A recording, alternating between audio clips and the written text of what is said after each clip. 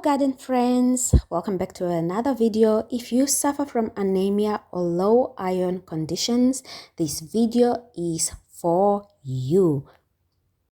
Peppermint is a good refreshing tea. It's minty flavor and it has a minty flavor and it's rich in antioxidants. Just 1 cup of peppermint tea provides 0.85 milligram of non-hemane iron. Though many studies have shown that coffee and tea are high in caffeine and may decrease iron absorption, so be careful the amount of mint that you drink, but it's a good source of iron.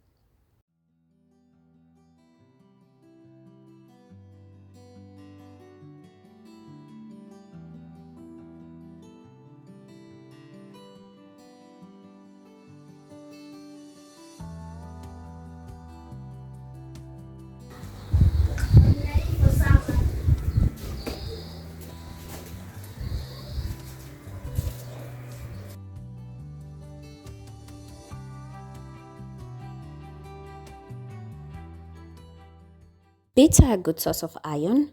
Raw or cooked beets have about 1 milligram of iron per 100 grams. Of iron in beet greens have nearly 3 milligrams, which are important. Beets are also rich in minerals and vitamins such as calcium, potassium, magnesium, and vitamin C. And that vitamin C helps with the absorption of iron. Because kale is high in iron, because of the vitamin C content that helps facilitate the iron absorption, it's a great source of beta-carotene, and it is having about 1.5 to 1.9 milligram per 100 gram to be precise. Lemon verbena tea has a lot of iron in it. It has 0.99 milligram of non-hemane iron. It's also a great antioxidant. Even though there is a lot of contradicting information out there about lemon verbena, it does have iron in it, which is amazing. It is also very good and well known here in Portugal. It is also one of the most used herbal infusion in France. Anti-inflammatory components, and it reduces stress in the body. I especially love its flowers. It's rich in oils. Those essential oils help especially with congestion.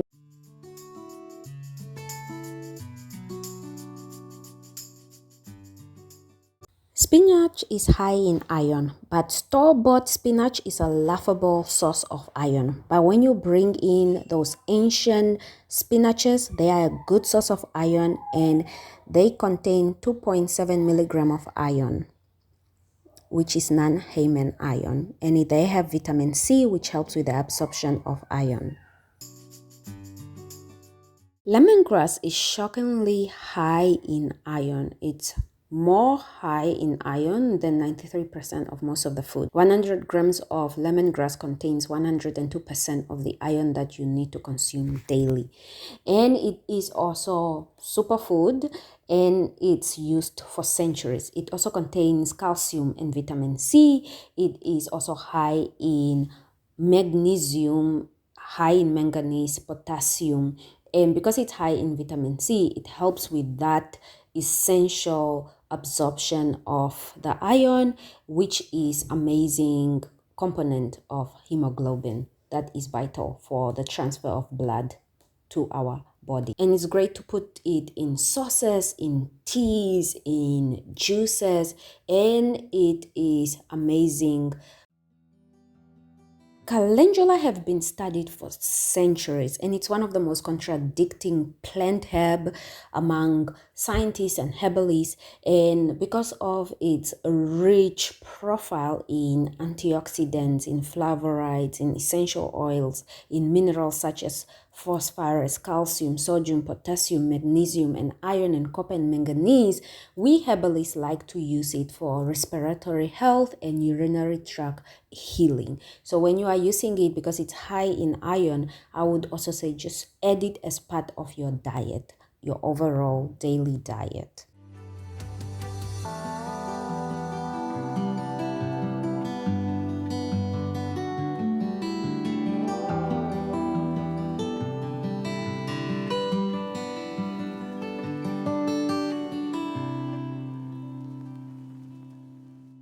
If you didn't know, dandelion is a powerhouse among herbalists and herbiology lovers.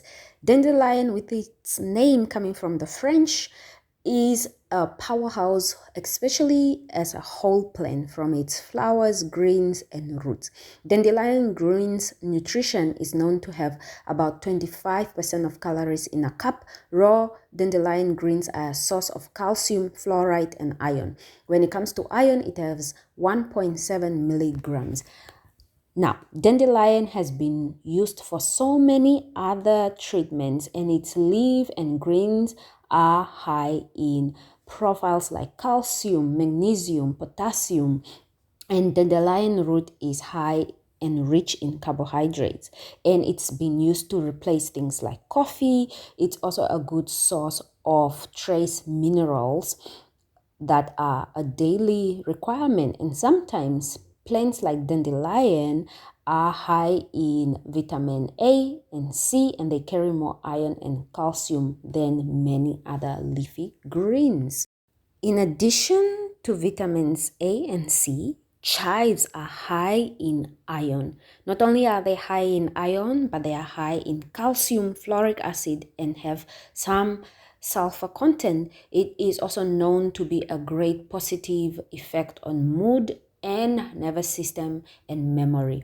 This herb has been used since Middle Ages. It's known not only to be high in its regulation of the iron by absorbing it through the vitamin C, but chives are a nutrient-dense food, and it's amazing to be used in so many dishes, soups, salads, and even sometimes if you like that spicy feel, you can add it to your juices because they are high in antioxidants and they are beneficial plant because they are low in calories.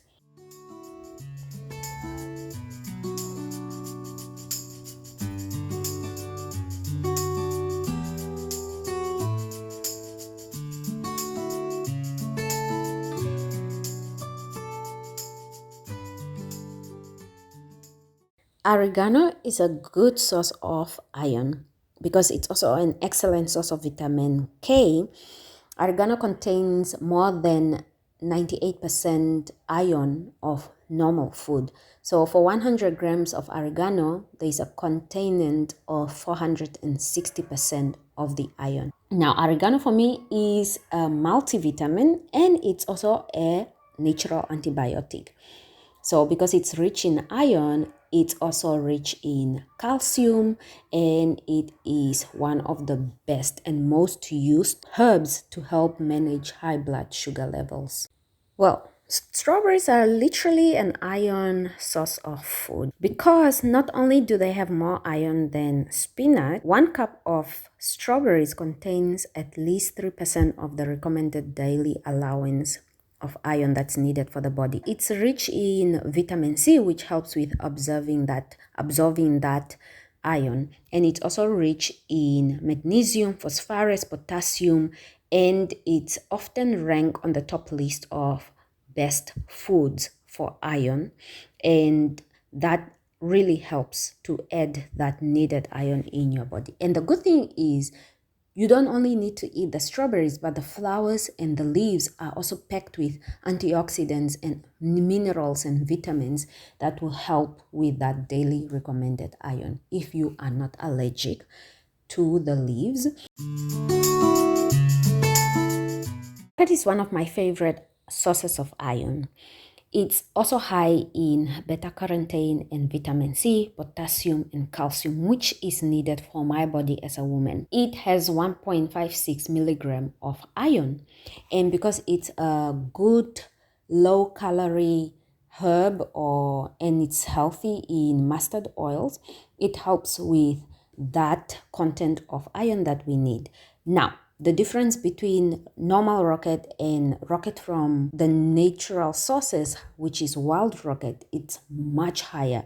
And rocket are rich in non-heme iron, and they provide a variety of nutrition for anyone that needs it. And it's also high in calcium and sulfate and other various vitamins which are needed by the body.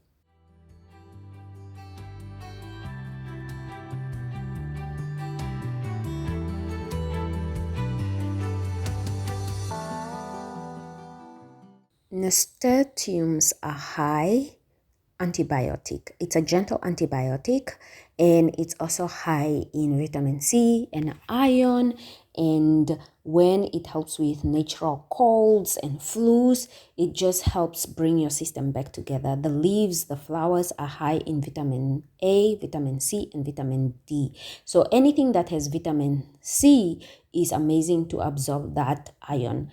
Now, nasturtium has more vitamin C than lettuce. We love to use nasturtiums for respiratory infections. Homegrown Swiss chard is literally one of my favorite things. I just love it. It's packed with nutrients, minerals, and vitamins like vitamins A, C, and K. Its essential minerals like magnesium, potassium, and iron are an amazing source.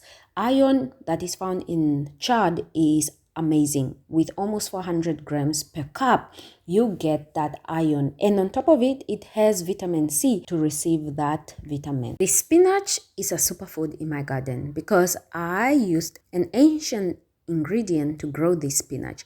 It's not like the supermarket spinach. It's packed with iron because supermarkets iron level in spinach is very low, but native spinach, oh, tell me again, because it will give you the best levels of iron, and when you grow it yourself, it's amazing. It's not sprayed, it doesn't have all the nastiness, it's just good for you.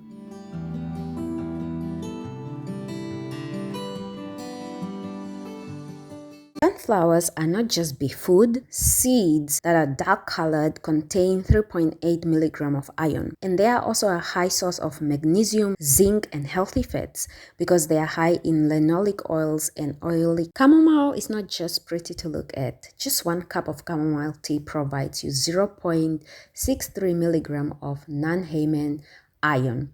But I would say that you should not drink your chamomile tea once you have eaten. You should wait at least an hour or two because it doesn't really help with the absorption of the iron.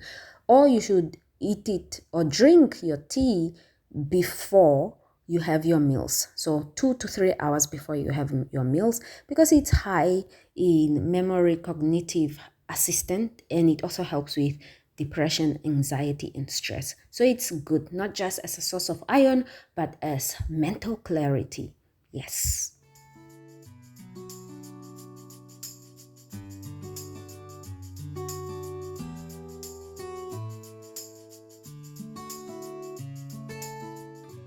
For healthy blood, eat lavender to increase your iron intake. Just 1 serving has 2 milligram of iron. This is a good portion for the 8 to 11 milligram you should consume daily. On top of it, it is high in oils, and it's a medicinal plant that helps with anxiety, poor digestion, and sleep problems. So not only is it going to help your iron concentration in the body, but it's going to help with your mental clarity, and it's just going to help you stay calm. It's a win-win. Bell peppers are the cutest thing ever. Bell peppers contain both iron and vitamin C, which is needed to absorb the iron in your gut.